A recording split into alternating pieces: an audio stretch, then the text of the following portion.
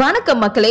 Match தொடங்குறதுக்கு முன்னாடியே பாகிஸ்தான் வெளியே போறாங்க. அத பத்தி தான் இந்த வீடியோல பார்க்க போறோம். சாம்பியன்ஸ் டிராபி தொடர்ல பிப்ரவரி 23ஆம் தேதி இந்தியா பாகிஸ்தான் அணிகள் லீக் போட்டியில மோதுறாங்க. போட்டிக்கான எல்லா டிக்கெட்ஸும் வித்து தீந்து போயிடுச்சு. அந்த அளவுக்கு ரசிகர்கள் ஆர்வமா இருக்காங்க.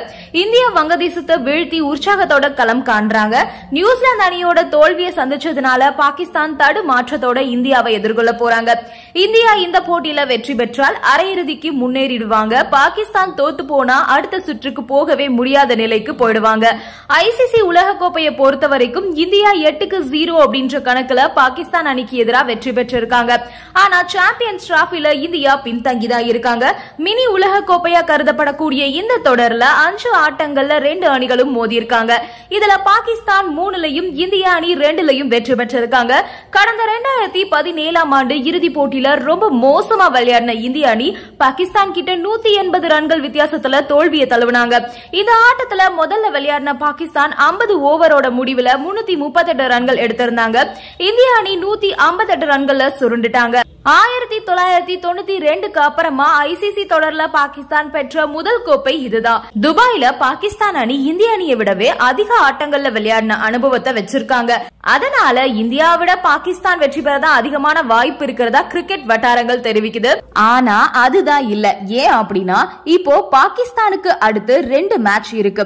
இப்போ இந்தியா கிட்ட ஜெயிச்சாலுமே அடுத்து பங்களாதேஷ் கிட்ட ஜெயிச்சாகணும். ரெண்டுத்திலுமே பாகிஸ்தான் ஜெயிச்சாலும் அவங்களுக்கு செமி போறதுல சிக்கல் தான் ஏற்படும். ஏன்னா இப்போ இந்தியா பங்களாதேஷ் கூட ஜெயிச்சிட்டாங்க.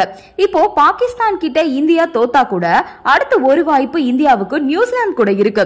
அந்த போட்டியில இந்தியா வின் பண்ணிட்டாங்க அப்படின்னா ரன் ரேட் பிளஸ்ல இருக்கிறதுனால இந்தியா ஈஸியா உள்ள போயிருவாங்க. இப்போ அடுத்து இந்தியா கிட்ட பாகிஸ்தான் வின் பண்ணா கூட கண்டிப்பா பெரிய மார்ஜின்ல வின் பண்ண முடியாது. அப்போ ரன் ரேட்டையும் பிளஸ்களா கொண்டு வர முடியாது. அடுத்த கேம் பாகிஸ்தானுக்கு பங்களாதேஷ் கூட. இந்தியா கூடவே பங்களாதேஷ் டஃப் கொடுத்து தான் ஆடினாங்க. அப்படி இருக்கும்போது பாகிஸ்தான் கூடவும் பங்களாதேஷ் டஃப் கொடுத்து தான் ஆடுவாங்க. அப்போ பாகிஸ்தான் இந்தியாவை தோற்கடிச்சா கூட அவங்களுக்கு வெற்றி வாய்ப்பு ரொம்பவே கம்மி தான். அதுவே இந்தியா பாகிஸ்தான் கூட தோத்தாலுமே இந்தியாவுக்கு இன்னொரு வாய்ப்பு இருக்கு. ஏன்னா இந்தியா ரன் ரேட்டை பிளஸ்ல வச்சிருக்காங்க. இப்போ ரன் ரேட்டை இந்தியா பிளஸ்ல கொண்டு வந்ததுதான் இப்போ இந்தியாவுக்கு ஃபேவரா போயிருக்கு. பாயிண்ட்ஸ் டேபிள்னு பார்த்தோம்னா முதல் இடத்துல நியூசிலாந்து அணி இருக்காங்க. பிளஸ் 1.2 ரன் ரேட்டோட 2 பாயிண்ட்ஸ் வாங்கியிருக்காங்க.